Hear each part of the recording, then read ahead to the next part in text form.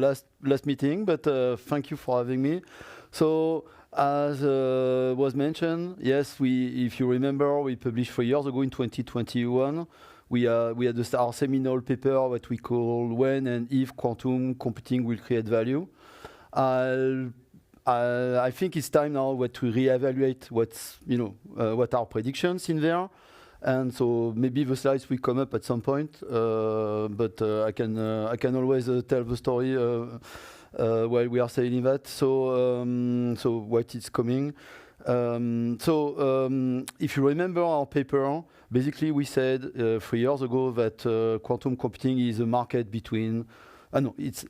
There are two numbers. One that's an important thing. There's a value number, right? So the value that will be created to end users, and we said it would be $450 to $850 million by 2040. But pay attention, it's the value to users. It cannot be the market value that some of you, especially that are in quantum industry, are interested in. Our perception is that number should be 20% of the value, right? So basically that means that we could have a market for the quantum computing companies around $1 billion a year by 2040. $100 billion. $100 billion a year. You might ask me, is it a lot or not? So I can give you two comparison numbers, right? I did prepare slides, and by the way. There. Oh, sorry. Okay, it's better. Sorry about that. It was totally my mistake. All right. So look, we published that paper 3 years ago, and so we said it would be value, and we were able to divide it into 4 main buckets of value. And of course, we have 100 use cases behind it, but the main value, I think, will still be around simulation, using the simulation properties of the quantum computer. The second bucket of value will be around optimization, looking at NP-hard problems, right? Machine learning, we truly believe, and we still believe, based on what we have seen recently, that it can be part of the picture for AI. Quantum can be part of the picture for AI. And there's the cryptography market, you probably know. You can see some of these agencies buying quantum computers, and they will probably continue to do that. They will probably search for other ways to crack encryption, so that's already a game. So as I said, it's important to divide the value to users to the market, and the market is much smaller.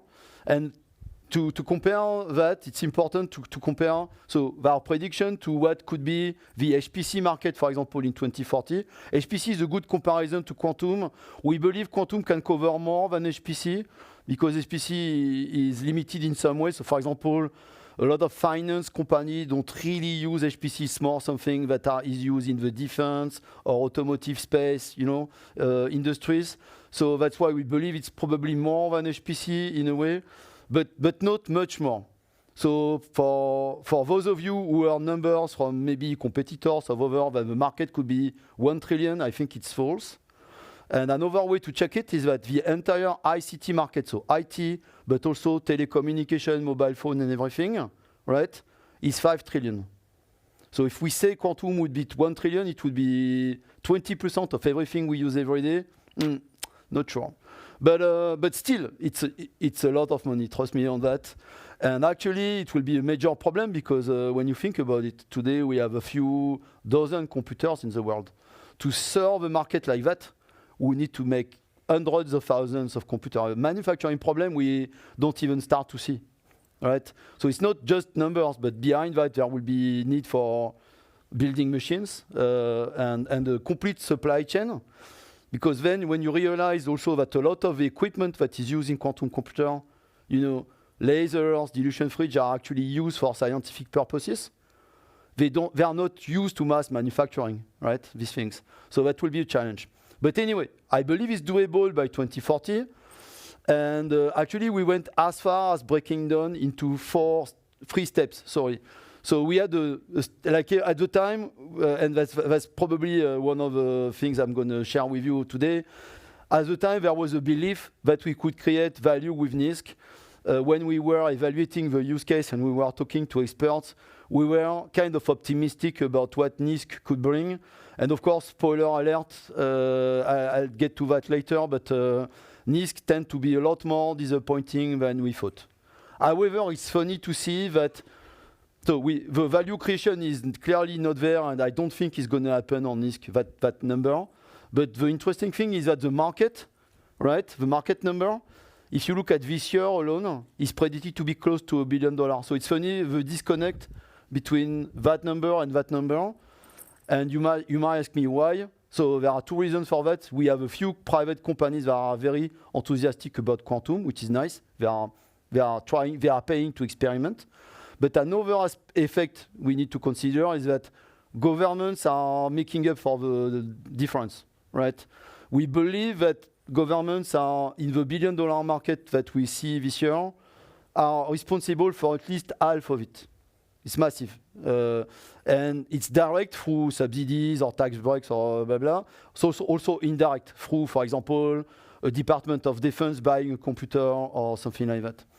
They don't use a computer really, right? Just for experiments. But the point is, the private sector, they are strongly supporting, and I think that explains why the prediction is actually okay here, but that prediction is not okay. I'll come to that later, but so broad quantum advantage was basically based on error correction. I remade the calculation with my team recently. Actually, we think that these values will stay the same, and I explain why a little bit later. So which is good news. But we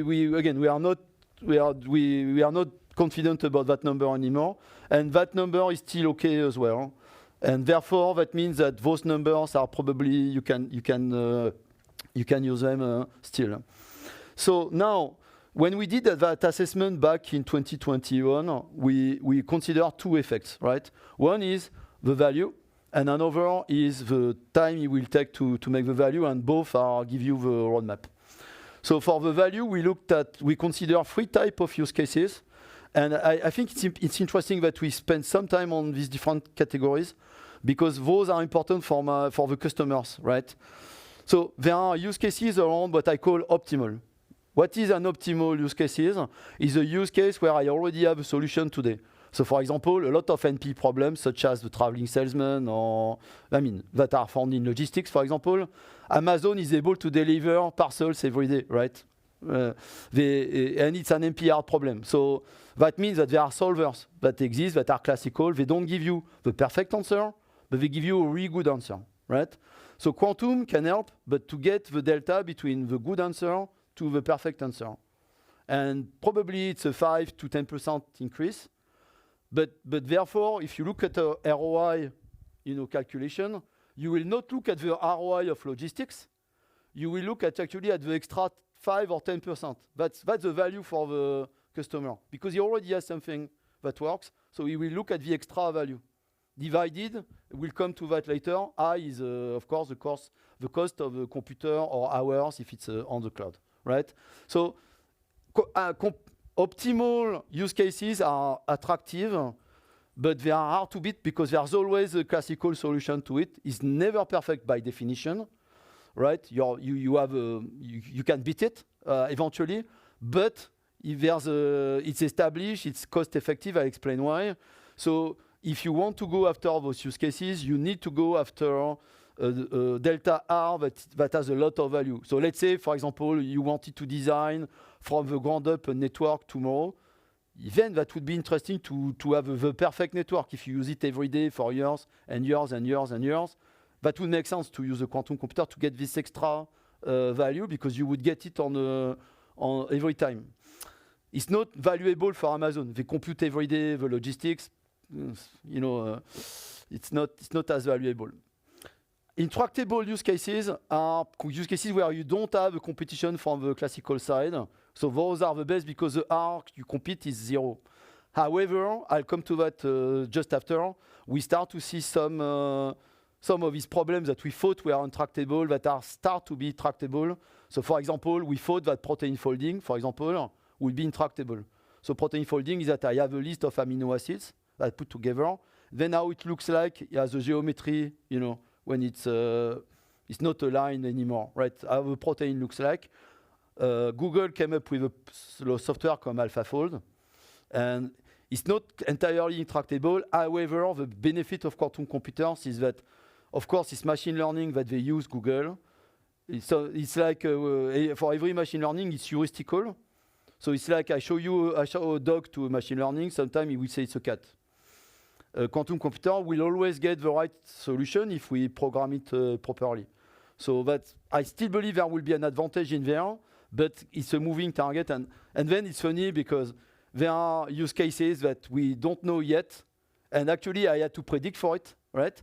But I predicted that there will be use cases we don't know yet that will appear once we have a computer that scale. It has happened in every revolution, right? Think about 10 years ago, and what you need now that you have an iPhone, right? There are new needs that have been created by your iPhone. You never knew that you had that need, right? So the same will happen here. In every digital revolution that happened, the new computing power has created new use case. So we made some provision for that. So I think there will be more around futuristic use cases like predicting markets, or I even brainstorm with some of my team. They even think you could maybe try to predict the future, but like the real future. But anyway, there will be use cases around that we don't know yet, but we need to predict for them. So anyway, when we did the time prediction, and I think this is probably when we made a mistake, and I explain why. So we considered 5 factors. The factor number 1 was the hardware performance, and actually our prediction was the performance as in, let's say, quantum volume, so fidelities, but also number of qubits, is doubling every 1 or 2 years. And guess what? It's incredible, but so far we have achieved that performance improvement. And I've talked to a lot of players, and I know a lot of companies. We have a clear line of sight to continue that performance increase. If you talk to every hardware company, they have a clear list of the problems they want to solve, and they have a clear ideas on how they're going to solve it. It just takes engineering time. So for example, you might want better lasers, better cavities, different readouts, but they have a clear idea on how they're going to solve it. So I think we have a clear line of sight for performance, which is the main driver. So which is good. Software has been disappointing, to be honest. We thought we would find algorithms for NISQ that would somehow use NISQ better, but so far it has been disappointing. We need more innovation, I think, in software, but it's a hard thing because, of course, the software companies, they need hardware at scale to experiment new algorithms, and as long as we don't have hardware, it's going to be hard. But we have been a little bit disappointed, but to be honest, it's a very hard problem, so I'm still optimistic that over time we'll be able to do that. We also consider classical computation because, remember, it's a delta R. And on that also it has been disappointing. Every time quantum computing I said, oh, I found something new. A few months later, there's a group that comes with a good classical algorithm or AI that matches more or less the quantum algorithm. So classical is still fighting. But I think, again, looking ahead, we can beat classical because they are still on heuristical predictions. You can always beat heuristics if you are able to come to a right answer. If you take Shor, either you find the prime factor or not. There's no in between, right? One thing that I would like to stress, and I think people don't talk that about, but when we did our use cases, we looked at the one that would need classical data to be loaded. Example, CFD. So CFD, computational fluid dynamics. If I want to predict how air will flow on an airframe, for example, for Airbus, I will need to load a lot of data, like the shape of the airframe, right? And either I load it through the instructions in the gates, or I load it because I start with a quantum state that is not 0, 0, 0, 0, 0, 0, 0, right? And so far, we don't have, nobody's working on that problem. But how can we start with a state that is a representation of the classical data we want instead of 0, 0, 0? That could be a major thing because, as you know, Quantum is not very good at I/O. And also, you could create a state that you want using gates, but as you know, there are papers about that. If you want to do it exactly, it takes exponential time. So all the benefit is eaten up by trying to prepare a state. There are techniques to do that, like VQE, but I'm not going to talk too much about VQE, but I think it's not a good technique actually at scale. So, and the last thing we had our prediction is that it would be platform agnostics and probably modalities would coexist, and so far it's the case. So all the platforms still continue to coexist, and so far we think that some are very good at some problems, some are very good at others. So for example, superconducting qubits, because of their low connectivity, they are not very good at optimization, but they are good at simulation. Take neutral atoms, they are very good at optimization because they are very good at graphs, basically. So I said that software was disappointing. We have a lot of papers now. I think there's a science called resource estimation that has been developed since we did our paper in 2021. And now we have a better understanding of what are the needs that we have in terms of algorithm.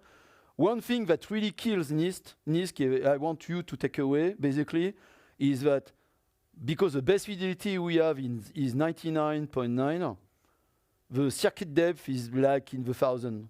So we can do 1,000 operations, and after that, and as you know, error accumulates exponentially, right? And I think I could prove that with 1,000, it's not a real advantage.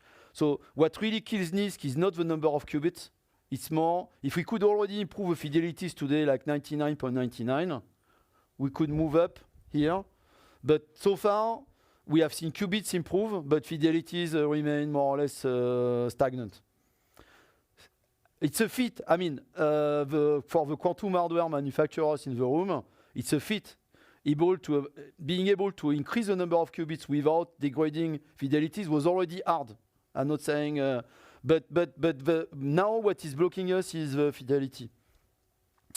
So as I said, we have. So that's the AlphaFold example I was talking about, right? So you give a sequence of an amino acids to AlphaFold, and it will predict the shape of a protein. That's important in pharma, for example. We need that kind of thing, and they use the GAN, neural network, to do that. And as you can see, it's actually quite good. And they just did the same recently with material science. I don't know if you saw the paper as well. So what it means is that some intractable problem are, classical is going after them. Again, the main thing you need to keep in mind is that it's a heuristics, and so quantum computer can give you the perfect answer. So now, if you look at what we believe could change, and we're going to update our publication this year, hopefully. But so I'm going to, obviously, you can imagine, I already give you the spoiler alert, but we're going to reduce the value of NISQ.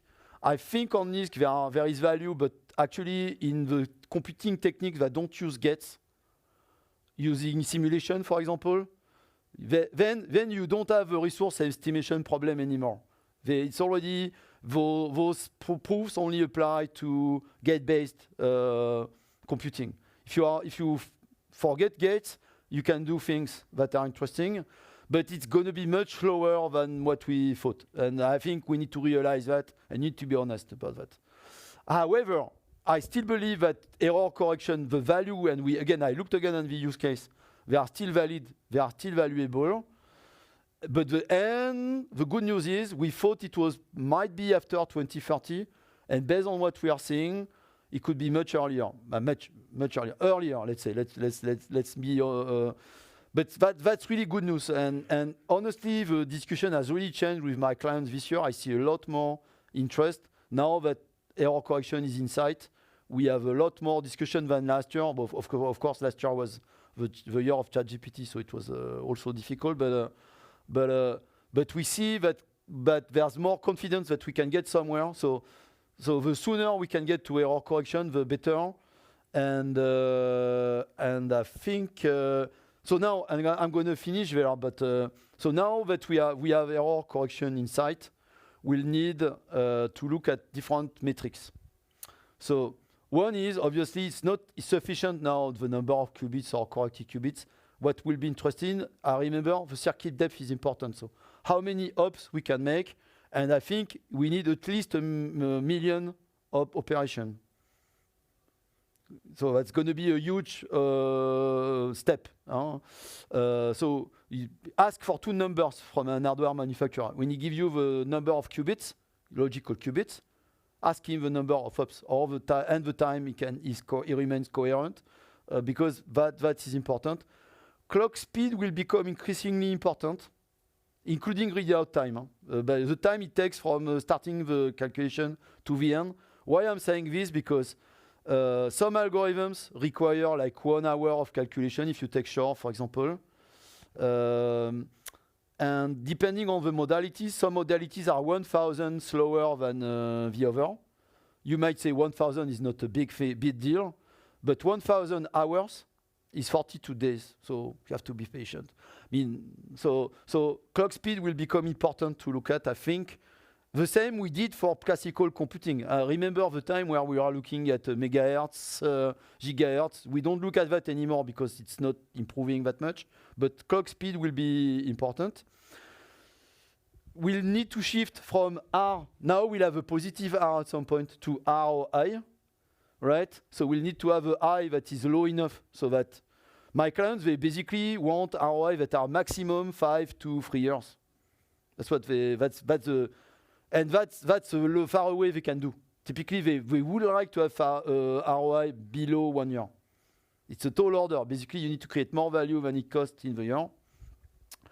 And so we'll have to decrease that number because the comparison is that on the classical side. Of course, that's for a classical CPU. If you take a GPU, it's more expensive, but still, it's in the cent per hour level, right? Compared to the thousands, so it's a many order of magnitudes we need to cross, right? And finally, you know my passion about data loading now, but basically we estimate that at least 30% of the use case that will create value will need some form of data loading. So we'd better start thinking about it. Some cases around CFD, for example. CFD is a good example of data loading, but there are others. And we'll need hardware solutions to do that because in software, it takes exponential time if you really want to do it seriously. So that was I wanted to say. Maybe, sorry, I'm a little bit over time, I'm seeing now. But maybe there are questions, or is it too late?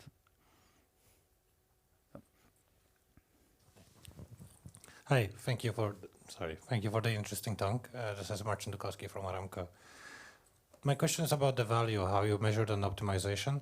You mentioned that the return is about 5%. I think that's a very, very good estimate, like the 5 to max 15% better solutions. But did you look at time to solutions and how the value actually expires once you can't act on the new information?